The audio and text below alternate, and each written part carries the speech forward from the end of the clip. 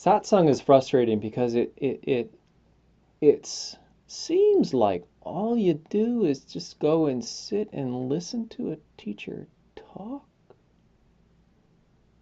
Maybe ask a question or two.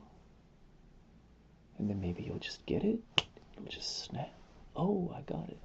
Finally, the teacher said something that I understood, and bang, now I got this awakening thing. But that never seems to happen, does it?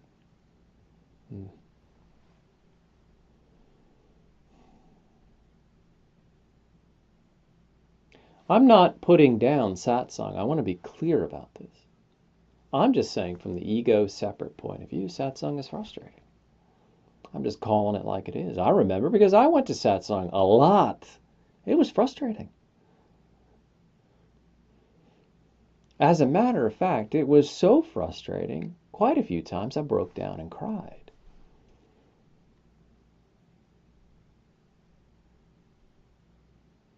And then something happened. Satsang became no longer frustrating. It became no longer frustrating. When I allowed myself to be in the room, when I broke down and cried, when I met this depth in it that was longing to be met, and I brought it forth, and it reared its ugly head, and I allowed it to do so in front of a whole bunch of people, in front of a teacher, something amazing happened. This part of me that wanted to be met was heard and seen and loved.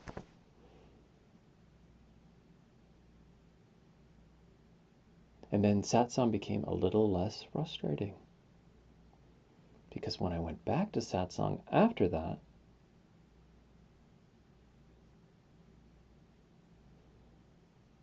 I immediately dropped into this space of peace, unity, tranquility. It's a really deep stillness. So it became less frustrating.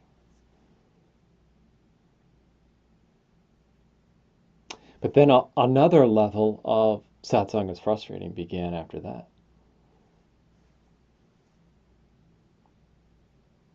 After that, the level that began was this, oh, I've got it. Now I've got it. And it would stay in focus for a couple days to a week, and then it would go away. Now I got to go get back and get more.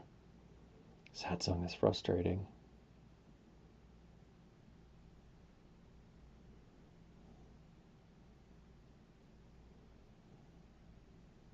And so I'd go back and I'd have my little black book of teachers coming through town, or I'd get on an airplane and I'd fly to California and I'd get more, and then I'd lose it again, and I'd have a week of this bliss, and then I'd lose it again. Satsang is frustrating. And then after that, another level. I no longer needed satsang. Spiritual awakening became frustrating.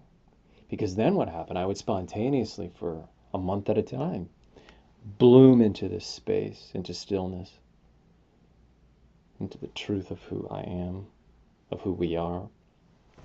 And then it would leave me. Non-abiding awakening, it's called. You don't know what frustrating is until you experience that. You've just been released. You've just been opened up into the universe. And then your universe goes whoosh. You're back down on the streets in Baltimore. Now that's frustrating.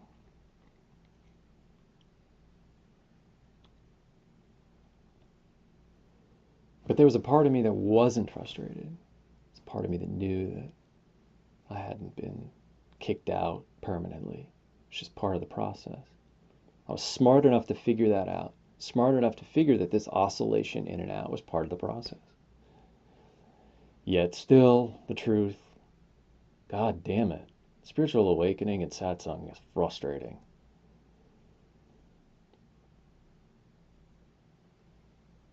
And then you arrive to this point where you just kind of let everything go.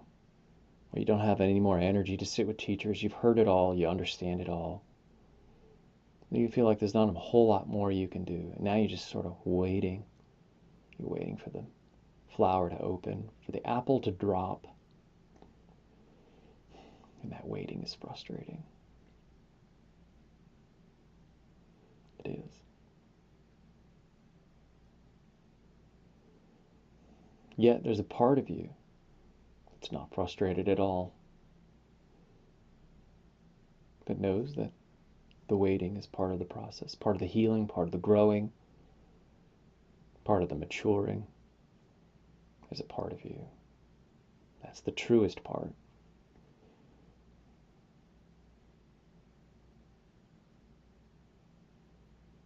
And then finally, one day, you will arrive to this end of this frustration. Who knows what that'll be, what will precipitate it, but it will arrive if you allow for all of the other frustrations. See, so frustration in satsang, and satsang as frustrating, is not a bad thing. It's actually a good thing. Without that frustration, without that tension, you wouldn't even bother to walk the path. So the next time you go to satsang and it's frustrating, and you thank the teacher, you thank everybody there, and you thank this life that you had the grace and the opportunity to even go to satsang.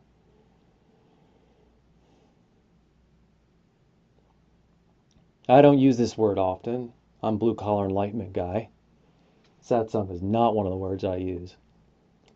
But I thought, wow, there's a lot of people out there that could probably hear, that would probably use this message, probably need this. They need to know that, yeah, spiritual awakening process is frustrating, and that's okay, and it's good that it is.